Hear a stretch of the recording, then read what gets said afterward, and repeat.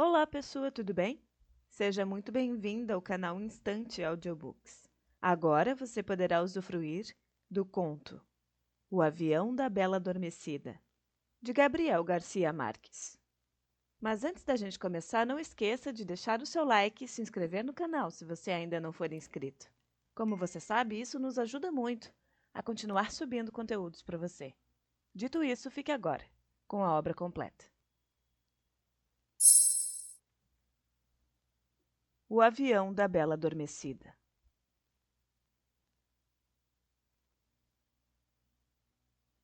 Era bela, elástica, com uma pele suave da cor do pão e olhos de amêndoas verdes. Tinha o cabelo liso e negro e longo até as costas. E uma aura de antiguidade que tanto podia ser da Indonésia como dos Andes.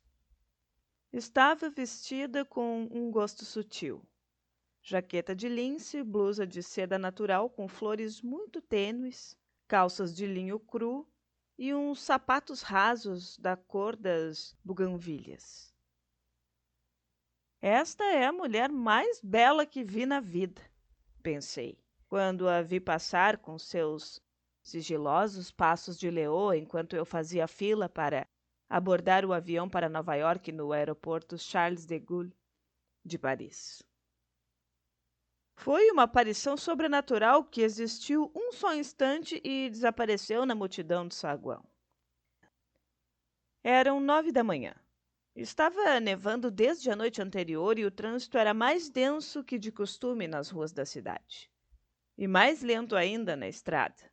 Havia caminhões de carga alinhados nas margens e automóveis fumegantes na neve. No saguão do aeroporto, porém, a vida continuava em primavera. Eu estava na fila atrás de uma anciã holandesa que demorou quase 1 hora discutindo o peso de suas 11 malas. Começava a me aborrecer quando vi a aparição instantânea que me deixou sem respiração. E por isso não soube como terminou a polêmica, até que a funcionária me baixou das nuvens, chamando minha atenção pela distração. À guisa de desculpa, perguntei se ela acreditava nos amores à primeira vista. Claro que sim, respondeu. Os impossíveis são os outros. Continuou com os olhos fixos na tela do computador e me perguntou que assento eu preferia, fumante ou não fumante. Dá na mesma, disse categórico. Desde que não seja ao lado das 11 malas. Ela agradeceu, com um sorriso comercial sem afastar a vista da tela fosforescente. Escolha um número, me disse. 3, 4 ou 7? 4. Seu sorriso teve um fulgor triunfal. Nos 15 anos em que estou aqui, disse, é o primeiro que não escolhe o 7. Marcou no cartão de embarque o número do assento e me entregou com o resto de meus papéis, olhando-me pela primeira vez com uns olhos cor de uva que me serviram de consolo enquanto via a Bela de novo. Só então me avisou que o aeroporto acabava de ser fechado e todos os voos estavam adiados. Até quando? Só Deus sabe, disse com seu sorriso. O rádio avisou esta manhã que será a maior nevada do ano. Enganou-se. Foi a maior do século. Mas na sala de espera da primeira classe, a primavera era tão real que havia rosas vivas nos vasos. E até a música enlatada parecia tão sublime e sedante como queriam seus criadores. De repente pensei que aquele era um refúgio adequado para a Bela. E procurei-a nos outros salões, estremecido pela minha própria audácia. Mas na maioria eram homens da vida real que liam jornais em inglês enquanto suas mulheres pensavam em outros, contemplando os aviões mortos na neve através das janelas panorâmicas, contemplando as fábricas glaciais, as vastas plantações de Royce devastadas pelos leões. Depois do meio-dia não havia um espaço disponível e o calor tinha se tornado tão insuportável que escapei para respirar. Lá fora encontrei um espetáculo assustador. Gente de todo tipo havia transbordado as salas de espera e estava acampada nos corredores sufocantes, até as escadas, estendidas pelo chão com seus animais e suas crianças e seus trajes de viagem.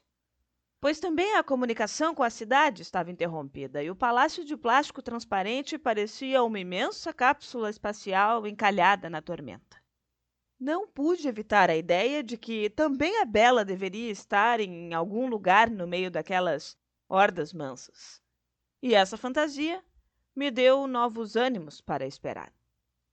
Na hora do almoço, havíamos assumido nossa consciência de náufragos. As filas tornaram-se intermináveis diante dos 7 restaurantes.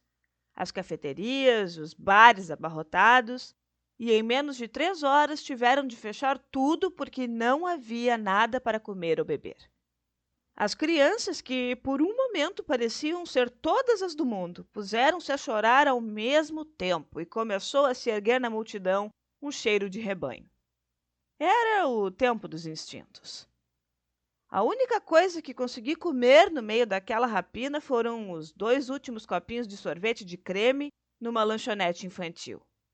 Tomei-os pouco a pouco no balcão enquanto os garçons punham as cadeiras sobre as mesas na medida em que elas se desocupavam, olhando-me no espelho do fundo com o último copinho de papelão e a última colherzinha de papelão e com o pensamento na Bela. O voo para Nova York, previsto para as 11 da manhã, saiu às 8 da noite. Quando finalmente consegui embarcar, os passageiros da primeira classe já estavam em seus lugares e uma aeromoça me conduziu ao meu. Perdi a respiração. Na poltrona vizinha, junto da janela, a Bela estava tomando posse de seu espaço com o domínio dos viajantes experientes. Se alguma vez eu escrever isto, ninguém vai acreditar, pensei.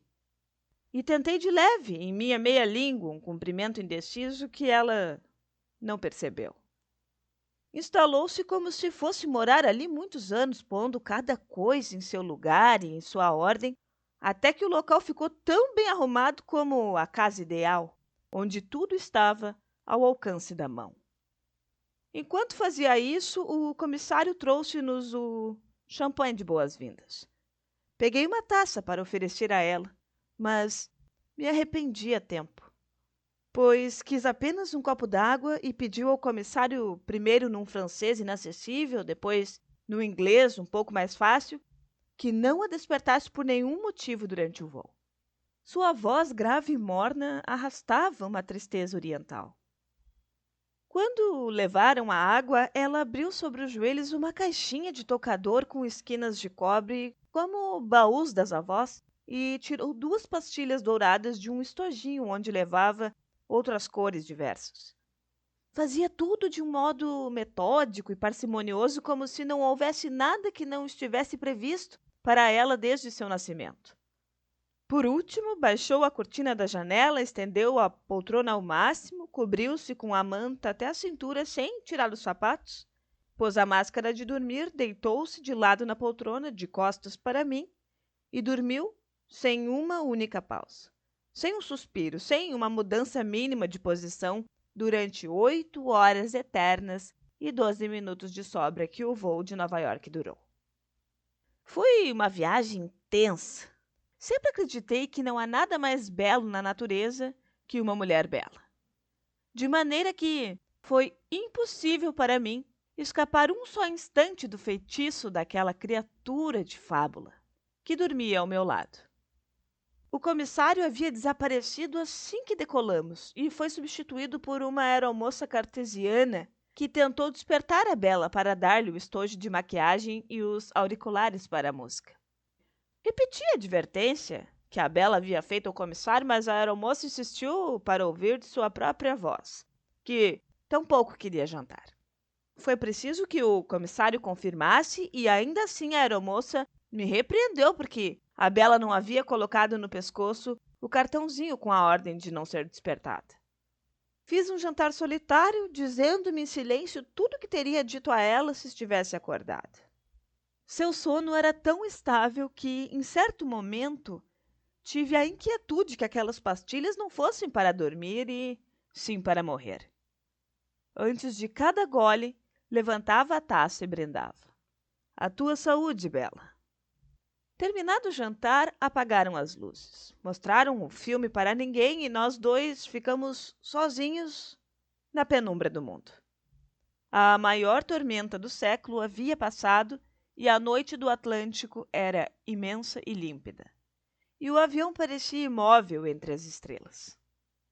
Então, contemplei-a palmo a palmo durante várias horas e o único sinal de vida que pude perceber foram as sombras dos sonhos que passavam por sua fronte como nuvens na água. Tinha no pescoço uma corrente tão fina que era quase invisível sobre a pele de ouro. As orelhas perfeitas, sem os furinhos para brincos, as unhas rosadas da boa saúde e um anel liso na mão esquerda. Como não parecia ter mais de 20 anos, me consolei com a ideia de que não fosse a aliança de um casamento, e sim de um namoro efêmero. Saber que você dorme, certa, segura, leito fiel de abandono, linha pura tão perto dos meus braços atados. Pensei, repetindo na crista de espuma do champanhe o soneto magistral de Gerardo Diego. Em seguida, estendi a poltrona na altura da sua e ficamos deitados mais próximos que numa cama de casal. O clima de sua respiração era o mesmo da voz, e sua pele exalava um hálito tênue que só podia ser o próprio cheiro de sua beleza. Eu achava incrível.